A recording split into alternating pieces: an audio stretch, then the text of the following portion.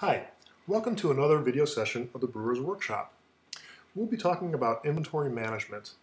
Brewer's Workshop has a fairly sophisticated and quite helpful inventory management system. Let me start out by tapping the inventory shopping cart item, and we'll see there's two lists here, a shopping list and an inventory list. Shopping list is pretty self-explanatory. These are the items that you need to buy at your next trip to the homebrew store to finish any recipes that you may have in progress. The inventory is simply what you have available in your brewing pantry. If we take a look, I just want to point out that right now my 2-row pale malt, I have 40 pounds of inventory. I'm going to X out of here back to the main screen, pull up my recipes, and I'm looking at my chocolate surprise, and if you'll notice in the recipe summary, the managed inventory says no. So let me select that recipe, and at the top in the title area, I'll edit that, and that's where I have my Manage Inventory toggle. Let me turn that on and accept that change. And now you'll see the Managed Inventory is yes in the title area. I'll X out of there. Yep, it is still in the recipe summary. The Managed Inventory is now on. And if I go to the inventory, what we'll see here is that I now have some items in my shopping list. These are items that are in the recipe that I have no inventory for. And one thing I also want to point out is that in my inventory, you'll notice the 2-row pale malt is now down to 35 pounds. It had been 40 pounds before, but if you'll recall, we actually will be using 5 pounds of that in this recipe. Okay, the shopping list is not based on any one recipe. It's based on the entire amounts of all items you need for all recipes that are under managed inventory. Let me explain. If I X back out of here and go into my recipes, suppose I want to take a look at my alt to be a law, and that is not under managed inventory. So let me go ahead and select managed inventory to turn that on. So now I have two recipes that I'm intending to brew soon. So I want to have the full recipes, all the ingredients for both of those. And you'll see there are quite a few ingredients in this particular beer.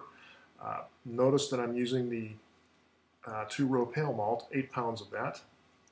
I'll X out of here, and I'll go back to my inventory, and now we'll see I have a longer shopping list, and also my 2-row pale malt is now down to 27 pounds because I used 8 more pounds of it in that next recipe. And that's since we already did that, if you tap on one of the items in the inventory, it will bring up your inventory management dialog box.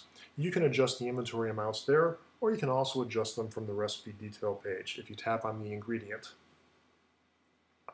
Now here in the shopping list, it's kind of nice. If you tap on one of the items there, it will show you all the recipes that are currently using that ingredient. So my 20 Lovabond is used in my Rhyming Ale and my Alt to be a Law. Okay, so now I have all the items that I need to shop for. If I hit my email sign, that will pull up a shopping list. And I can also print this up using the purple print icon. You can see it gives me all the different ingredients for both those recipes that I've just added into managed inventory. Now, we make our trip to the homebrew store. You'll notice that in the shopping list there's 2 columns. Well, there's 3 columns, but the last 2 columns are needed and purchased.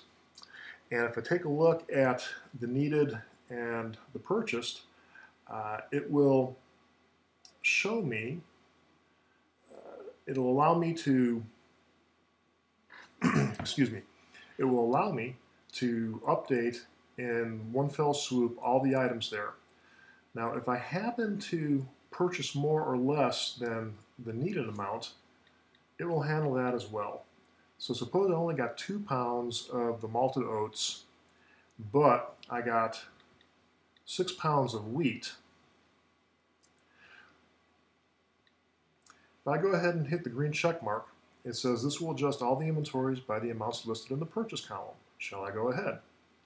If you click yes, what happens is they all get zeroed out because you purchased just what you needed. However, the malted oats, you didn't have enough. You're still 2 pounds shy, so that remains in the shopping list. And if you recall, we added some extra wheat I needed 1 pound and I added 6, so the wheat is now showing up in the inventory list. So inventory, that's the basics of it. It's very simple. You can go through, and that batch update is a real nice feature. It handles it quickly and cleanly, and the shopping list that it makes for you are for all the recipes under managed inventory, not just one. Now, if you want just one recipe to look for the ingredients, well, that's pretty simple. Just go to the recipe and print it up, and you have your ingredients list for that one. But realistically, you're going to want to have your ingredients, your shopping list for all the recipes that you've got coming up in the near future. Thank you.